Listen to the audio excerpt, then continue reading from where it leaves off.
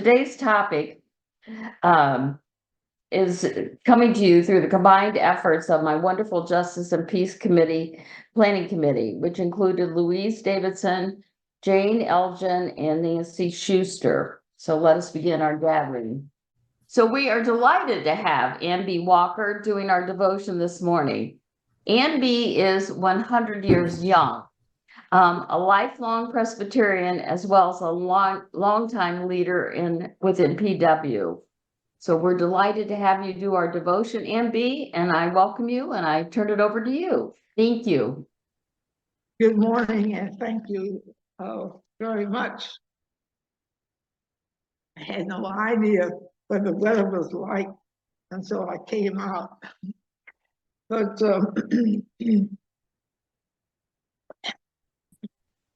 this morning we're talking about recognizing that every day, every morning represents a fresh blessing. And this is found in Lamentations 3rd chapter, the 22nd verse, 22nd and 23rd verses.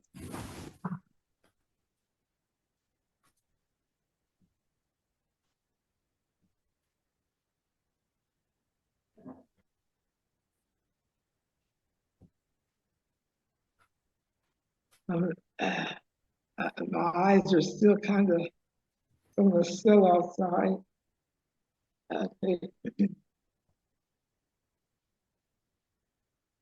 Whatever you're facing, know that God is faithful every morning. He renews our strength day by day and gives us hope. And sometimes, as with any family, He brings relief. After several years, a new medication became available for this young man, Paul,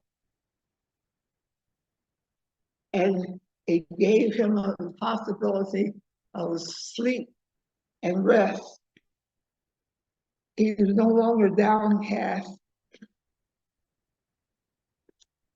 When our souls are downcast within us, we call to mind the promises of God that His mercies are new every morning. And that's the point that I want you to accept and remember each day, that each morning is a new morning, and God is there to help us and to assist us.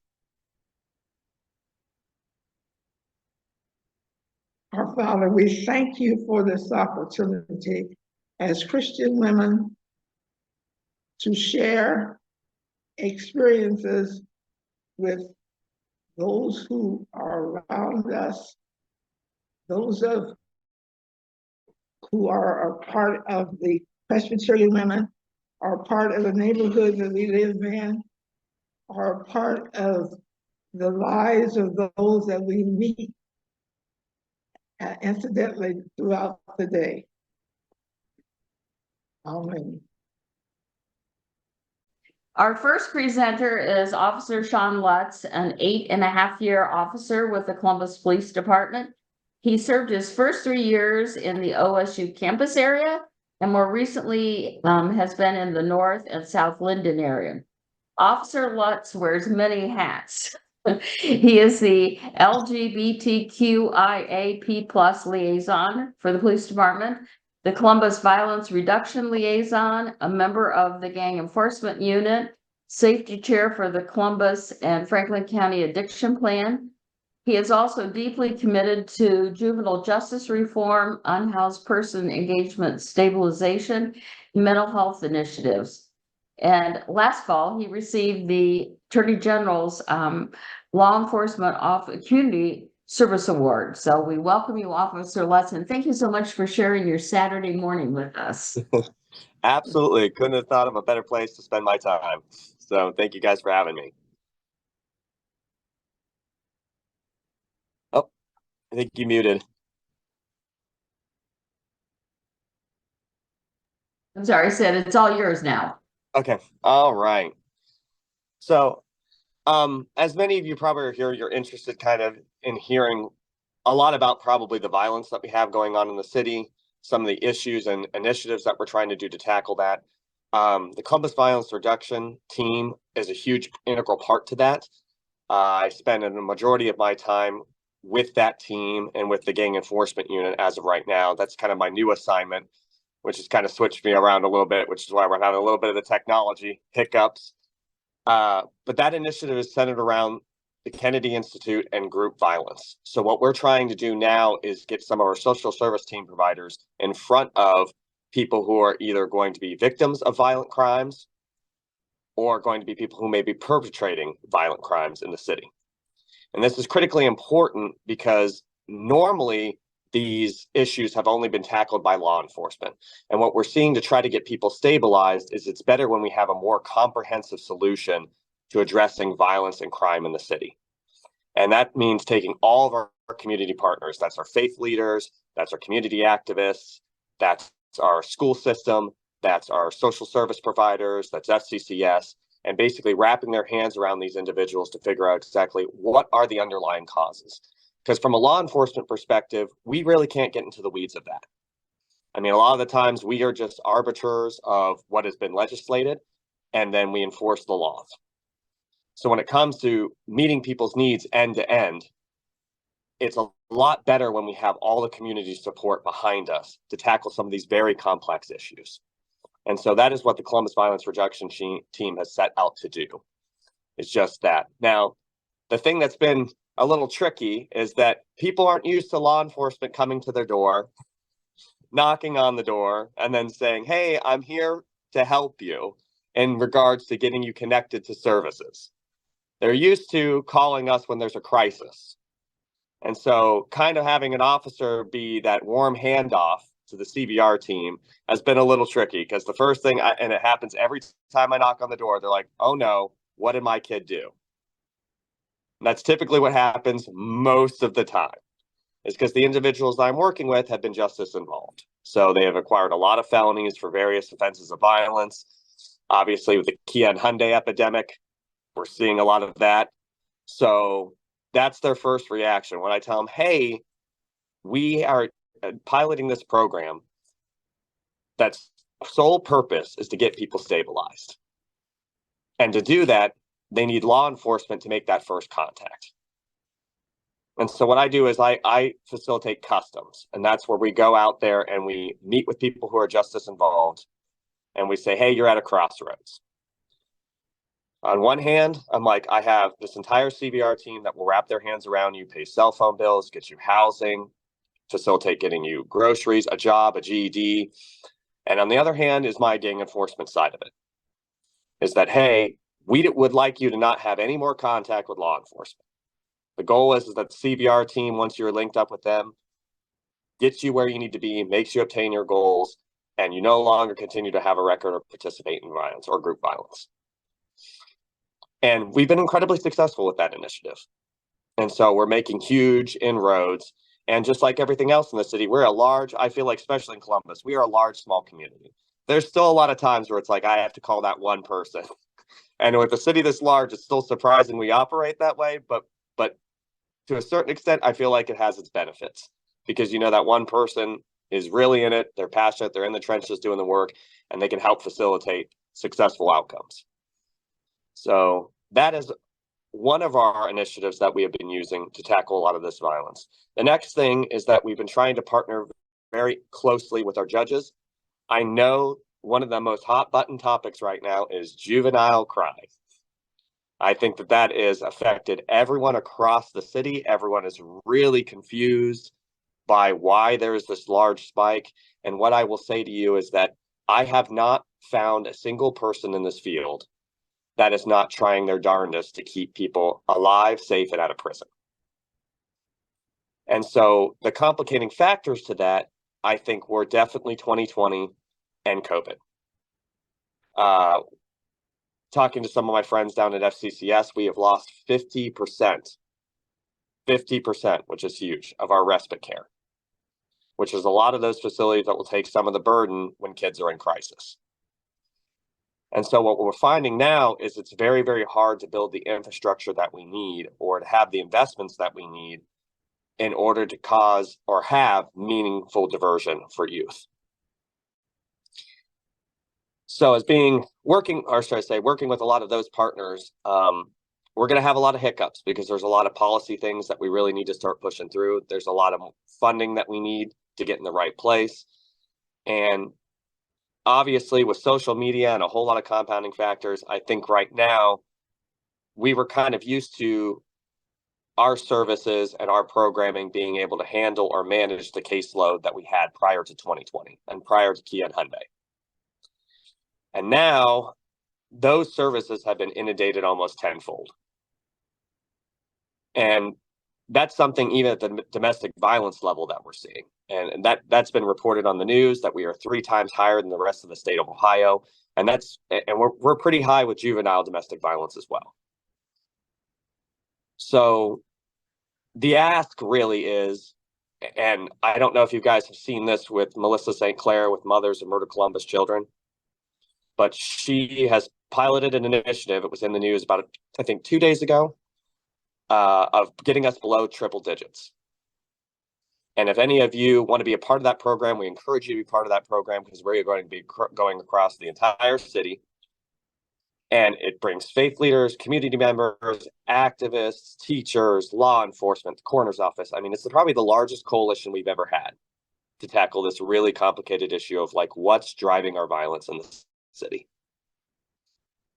So I would encourage you guys to go to that website, sign up, watch the news. It was on 4, 6, 8, 10. So there are plenty of times to kind of learn about what that's all about. I will be there at every single one of their events. So working collaboratively with our community partners.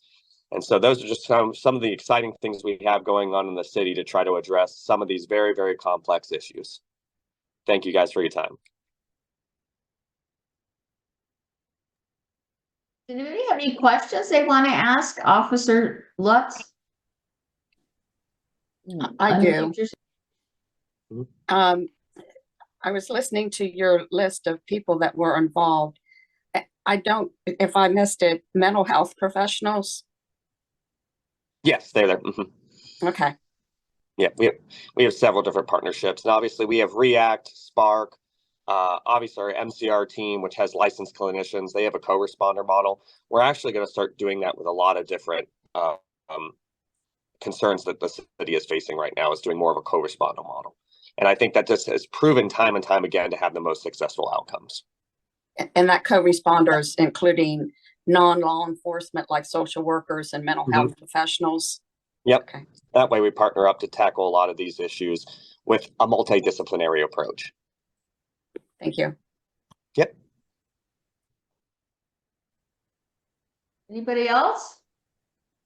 I have a question. Yeah. Can you, I kind of jotted this down. You mentioned that part of your Columbus violence reduction team is, do you partner with young people and help them achieve their goals? What does that look like? So what we have found, that's peer-to-peer mentorship. So Okay. a lot of times our CVR liaisons will go out there and link up with, and typically right now, one of the tricky parts about trying to engage youth 13 to 17 is that we don't necessarily have the program yet. We are working towards that. Right now, we have the Urban League, we have a couple different community organizations, the APPS program that target specifically that age range. Okay. And then once they are 18, it's a little bit easier to kind of have the interventions and the support because then they're an adult. So walking them through like getting their GED, their license, like helping them learn a lot of their autonomy. Those are kinds of the things that we definitely need to have and need to be focused on to keep people alive and safe and out of prison. Where do you get the mentor peers? So they are actually in the CVR program. So once I don't know what. yeah, the CVR is the Columbus Violence Okay, Reduction. thank Yeah. you. Okay. Yeah, and they have a whole member. There's Director Molly, Lori Francesca. Like they have a whole set of team members underneath them. So it's almost kind of similar to like any kind of mentorship program. You have your director, and then you have all the social workers or clinicians and so that are under them that are linking up with clients. Okay, great. Thank you. Yep. Go Yeah, I ahead. would ask a question are there teens or young adults on this coalition? Meaning like So- maybe for some teens from youth to youth? Yeah, so right now, we are specifically 18 and up. So for at least this portion of the violence reduction. So, and none of them are 18 as of right now. So, but they do have mentorship programs with our TAPS program, which we have. We also have it with the Urban League. So there's some peer-to-peer mentorship, the APS program, which will actually work inside the rec centers that employ teens. So there is kind of that like, hey, this is a trusted friend. This is somebody that shares your same lived experience. This is an individual that, you know, knows the same kind of challenges that you're going through, and then hopefully create a positive peer circle so that they can. I'm talking about the coalition. Have Oh. any teens or young adults been invited to the? Yeah, but We Are Linden actually has their entire peer teen group that they assist with that helps to mentorship other students. Well, I'm not talking about mentoring. I'm talking about being part of the coalition as in a leadership position.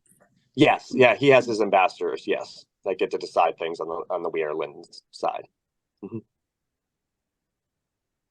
Okay, in the chat, Patty asked Sean, what can each of us do to decrease gun violence in our own communities and in our nation?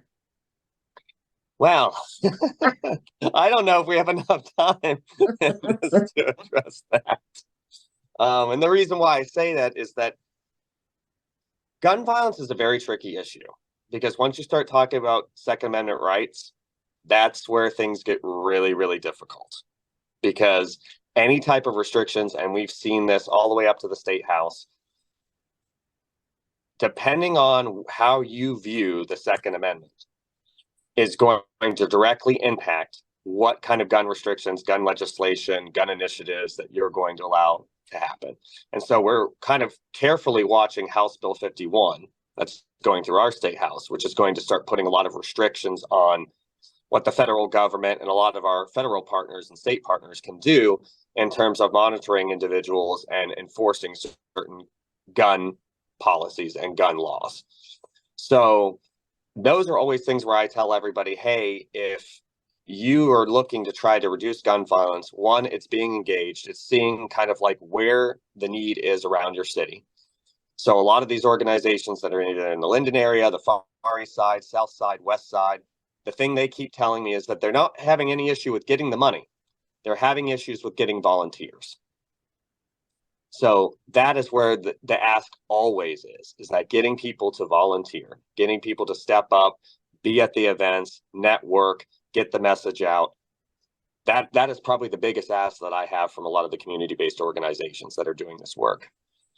The second thing would be civic engagement, is just be very mindful and passionate and see how these laws are directly impacting your community at the state, local, and federal level. I think what I tend to see mostly, and this is even for my own social circle, is that like individuals are way more engaged in national politics than they are what's happening locally. And so even sometimes at the state level, I think most of the time I see what Columbus is doing, what city council is doing, and then what President Biden is doing. And I don't see a whole lot of anybody asking like what the state is doing or what the Sixth Circuit does, which is covering like our Midwest section. Like those would be the legislation, that would be the case law to be looking into to kind of say, hey, are they making decisions that I share? So are these things or initiatives that I agree with that are directly impacting violence? And I think especially within our city, we know the underlying causal factor for a lot of violence is people's needs not being met. So a lot of times if we fixate just on, hey, how did they get the guns? Though absolutely addressing that issue will drive the homicide number, the felonious assault down. However, if people's needs are being met, they're not engaging in these super uncooperative behaviors in public spaces to begin with. I hope that it helps somewhat answer it in almost a Twitter form style response. Yes, thank you so much. Yeah, and somebody asked if you could put does the coalition have a website? And if so, if you could put it in the chat when we're all done. Yeah, let's see if I can do that on this phone here. to put her, oh, there we go. See if I can put this in here. Do we have See any if I- other questions?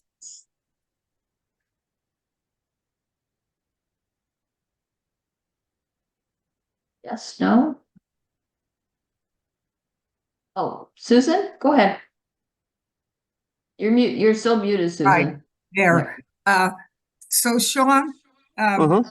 this is, the women on this, are from all over, not mostly, I mean, in central Ohio. So are you in touch with other cities, in our area, like Lancaster or,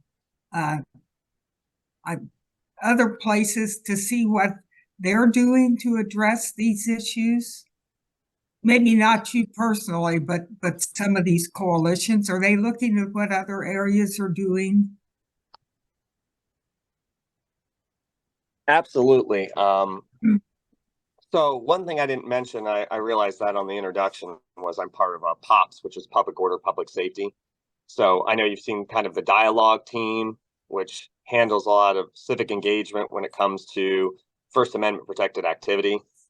And we talk with protesters to try to help facilitate their First Amendment rights. So that we've actually taken. Because if not, I ain't talking about the skill. What are you talking So about? that's one of the biggest initiatives that we've done to kind of start getting feedback across the country as to how we're dealing with First Amendment protected activities, how we're dealing with violence. A lot of our coalitions are led by the state. So we have several different organizations that are there that are set up either through the Southwest, Northwest, Southeast, because that's how the city kind of has their zones or regions set up. So we are definitely in contact with them. Obviously, the mayor's office, who helps facilitate a lot of those conversations with our public safety department and our public safety director, is always looking towards seeing what other cities are doing. And we were just recently informed of an initiative that Akron was doing that we are going to be looking into. And that regards like GPS monitoring and a whole lot of things that they do during a critical incident to try to get the best and fastest information they can. I'm actually sitting right now, and my backdrop is, this is called the CGIC. This is called their, so, and that acronym is the Gun Crimes Intelligence Center. And this is going live here, of where we're gonna have a real-time intelligence center for active investigations for homicides, felonious assaults, getting the turnaround for like swabbing guns for their DNA within 2 hours, like using our Nyman, which the Nyman system is basically like a little fingerprint for whenever a gun is fired. And we are able to look at the back of that bullet and be able to tell what gun fired it, where. So it's really exciting stuff. And the real-time crime center is going to be a huge part of that. And that we learned from traveling really across the country, you know, learning about what other people's initiatives, what they were doing. Obviously, our Columbus Violence Reduction team is centered around initiatives that are happening in other states and cities. So we definitely are going outside of even the county, outside of the state, to try to get a handle on and see what the best practices are around the country.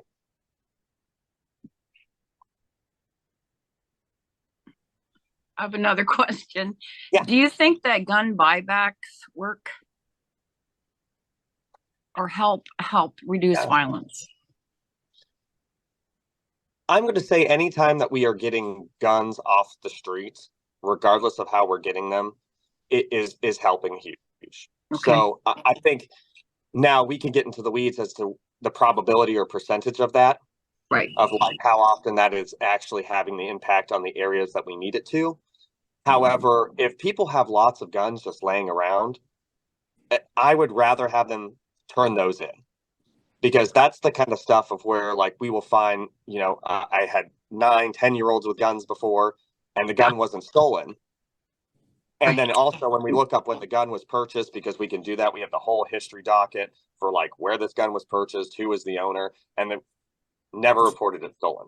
Which Oh says to my, me, yeah. I would rather have those individuals turning in guns, because they either have too many, or they inherited them from a relative or family member who may have passed away or was no longer to possess guns. And then they just had them sitting around, and then just, you know, in the attic, maybe not, maybe had them in the car. it got taken. They just didn't even know, maybe left it somewhere. So these are just things where, you know, less guns out in the street and out in the area will have an impact. The question is how much? Right. And that's really what we have these initiatives. But if it saves one life, it's worth it. Yes. And do you have a recommendation of a way? So I'm thinking of voting for candidates who are for gun control. Do you have a place where we can go to get a list of those people? Or Well, unfortunately, in terms of being a Columbus Division of Police representative, I cannot tell you who all right. politicians to vote for and stuff like that. It's kind of defined. All I could just say, if that is something that you're looking into, it is definitely available. And there will be many people, especially who I dropped in the chat, that would definitely be able to get you in the right direction for that. Wonderful. So once you Thank you. get up with that service. Yep. Do we have any other questions? Wanna cut you short of your opportunity to ask Sean questions.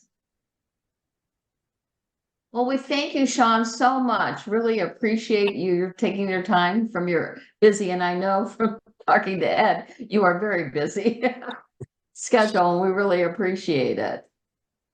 Yeah, absolutely. Thanks everybody for having me. And it was a pleasure talking with all of you guys. And if you have any other additional questions, you can feel free to send out my email and I will get back to you guys. Thank you so much. Have a great day and You stay too. safe. You guys too. Stay warm. Our second presenter is Mary Armstrong White, who is a mother whose child was murdered and will be sharing some of her personal story. Mary is a member of Mothers of Columbus Children. She is a home health care provider. She's a leader, I love this, in a funk and R&B band called Funk City 2.0.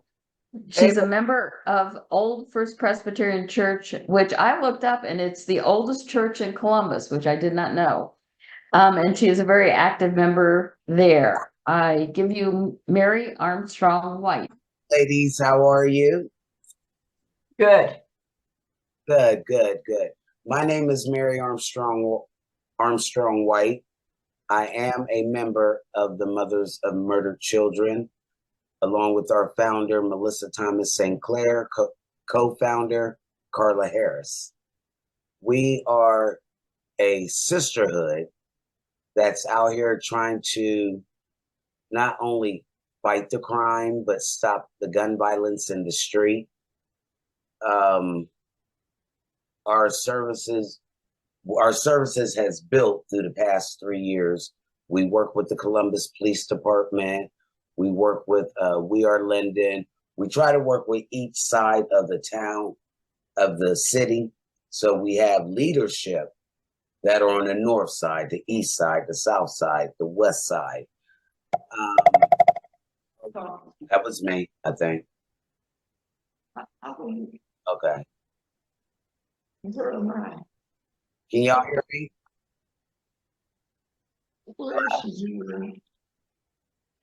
Can y'all hear me? we can. Okay. We can hear you. Okay. Good. We try to stop the violence in the street. This year, our program is about under triple digits, which we are trying to get. We're trying to get the gun violence down to 0, but our first step is to get them under triple digits. Our founder usually posts on Facebook about what murders that occurred this year, which at this point, I believe we are under 10 right now, which is good considering last year's violence that went on at this time. I don't know. I don't do interviews, so I'm really kind of nervous and is that me? Thank you. Yes, that is me and my son up there. I don't know who's putting that up there. I can't see anything. under her name. But Mary, No, you're it's talking me. to a group I- of women who sympathize with you, both with the technology Thank you. and public speaking. So you're in good company. Thank you so, so much. We really appreciate it. You know, what we go through, it's a tragedy. We're trying to teach our mothers to learn to live again. Like when our band goes out, I invite all the sisterhood out, just to have a good time, to get things off their mind. So actually, I'm the entertainment in the sisterhood. Do a Mother's Day program, which I have one coming up. I do it every year. This is my 8th annual Mother's Day. And, and it's for anyone that has lost a child, lost a husband, anybody that lost anyone to violence, period. And I heard when y'all were talking to the officer about the gun buyback, is it worth it? Is it doing anything? I don't know. Of course, I think that more needs to be done. Me, myself, haven't came up with a logical solution of what needs to be done, because it's like more and more guns are getting put in the hands of children. And Right. So what's your solution for what we can all do to stop that? I haven't came up with one yet. That's what we're working on now. Because like we're doing rallies. We do rallies on each side. We do marches. Whether that's working or not, we won't know until the end of the year or the middle of the year whether anything had worked. We have a rally coming up on April 20th I think we moved it to Livingston and Barnett. I believe that's where we moved it to. So this is our East Side rally. Everyone's welcome to come and support us. We have one coming up on the West Side. I don't have that date offhand. I think some of us would be interested in coming to support at the rallies, because that's something we can do. So, yeah, be sure and get us that, where and when and all that. I'm the East Side division. I'm on the East Side division. Okay. Our rally is April 20th, and it's from 2 to 4. And it was, if I'm not mistaken, we have moved it to Barnett and Livingston. I will let Nancy know. I talk to Nancy a lot. So I will let Nancy let y'all know on that. Other than that, do anybody have any questions for me that I can answer? I don't want to overstep my bounds. I have a question. The officer was talking about some legislation that's working its way through the State House, and I looked at it real quickly, and it's called Protecting Our Second Amendment Rights, which means to me that there will be more guns out there and available. Are you guys active in legislation? We are trying to stop the sale of guns. Not really the sale of guns. It's more of the violence that everybody is using these guns for. When who was it? The Governor Mike DeWine did a speech about everybody can buy a gun. The cops can't ask you this. They can't ask you for registration. Number one, I think that was dead wrong, because he did nothing but give children permission to handle a gun. I'm quite sure he didn't mean children, but this is what it turns out to be. Right. It's like the crime has gotten so bad since then. My son passed away in 2005. Mm. He was the 78th homicide Mm. in Columbus. Mm. I think by the end of that year, we was at 98, somewhere in that area. So we were actually under triple digits then, before Mothers of Murdered Children had even came out. Mm. Right now we have, I believe, over 1,000 mothers that joined. I'm trying to look it up real quick.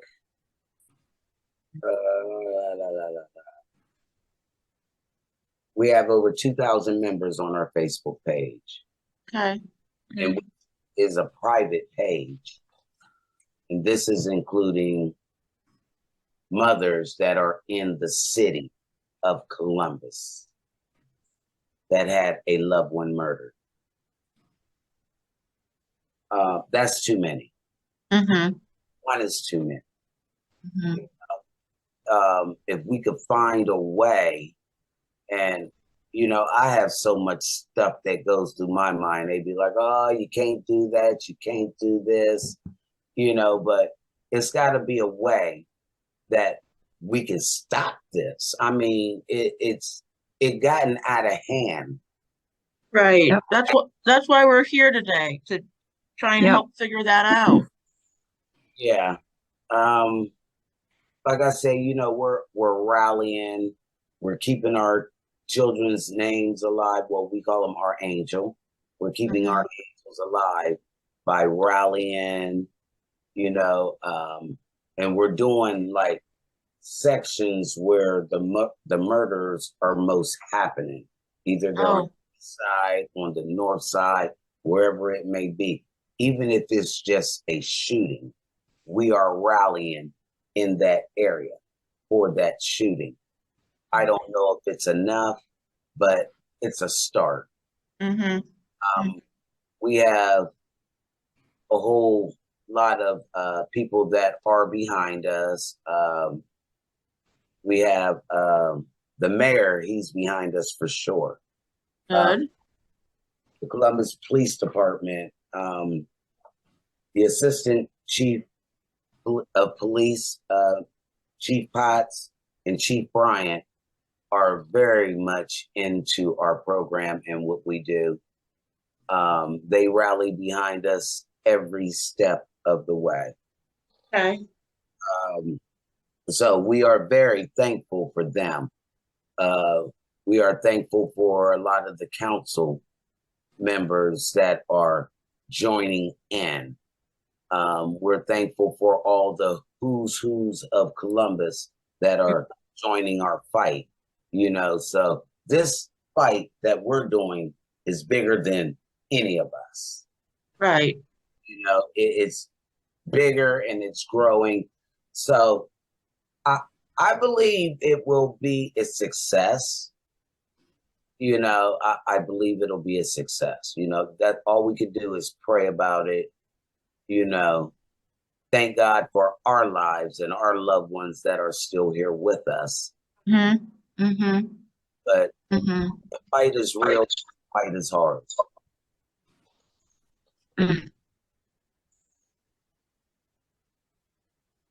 Amen. Anybody else have questions for Mary?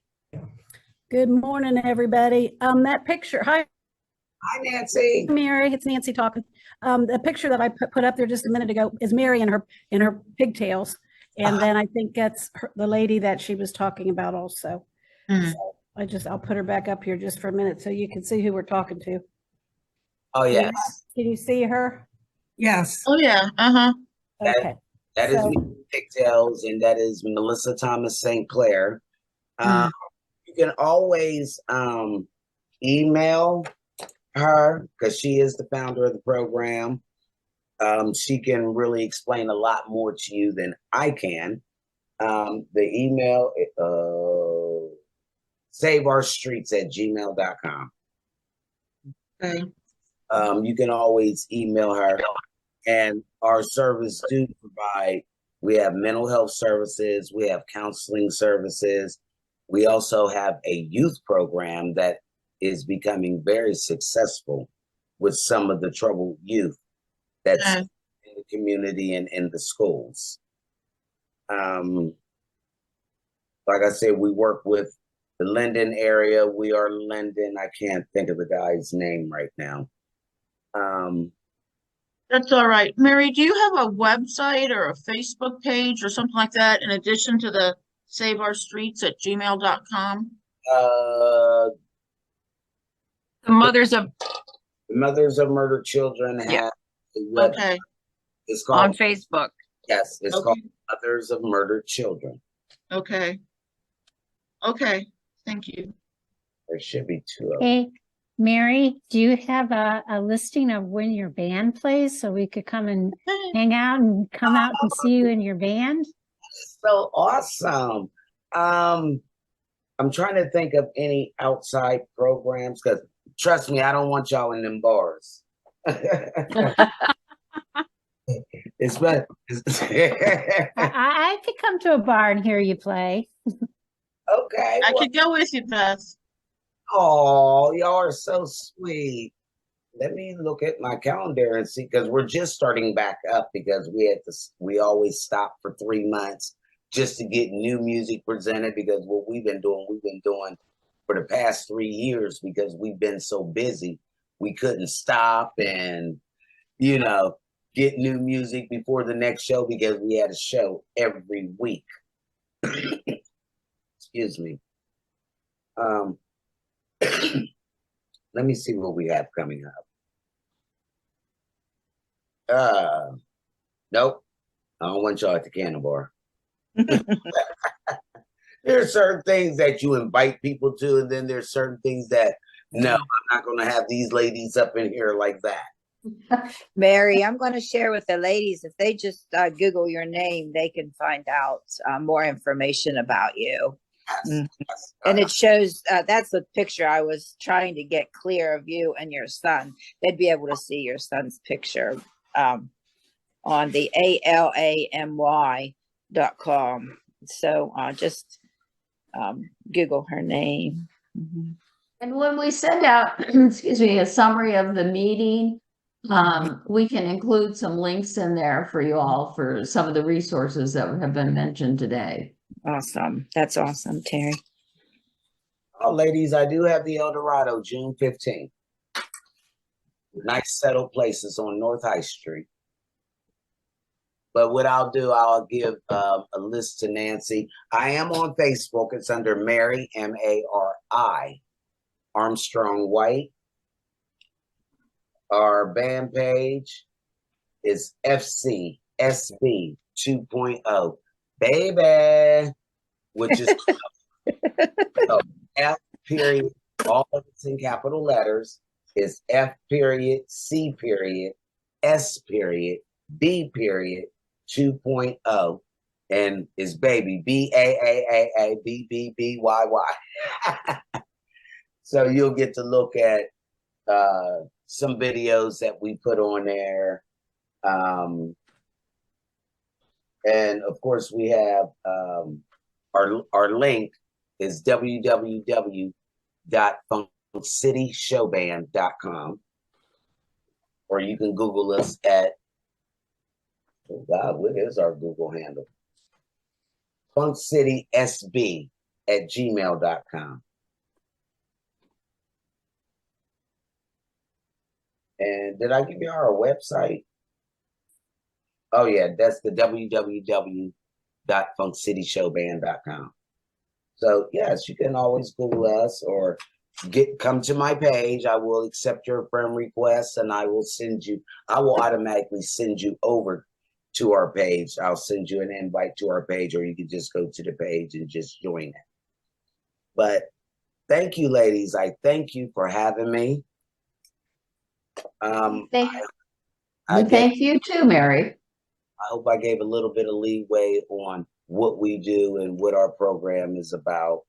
Like I say, for the past 3 years, we have grown we need to go into bankruptcy because we don't need another mother joining or wearing. I wanted to show you our jacket, but since I can't get no audio, no video, we have, you ever see one of the women's out in orange and camouflage, orange t-shirts and camouflage, or our orange jackets, our Mothers of Murdered Children orange jackets. So our colors is orange and camouflage. So if you ever see one of them, hey, that's one of those mothers. Mm. Just give them a shout out. Again, Thank we you so thank much, you very Mary. much. We've learned a lot. Thank you. Thank you. Thank you for having me. Now I'm getting ready for band rehearsal. I dread it. Enjoy your day. Thank you. And you all be blessed. Have a blessed day. And thank you for having me. Blessings to you too.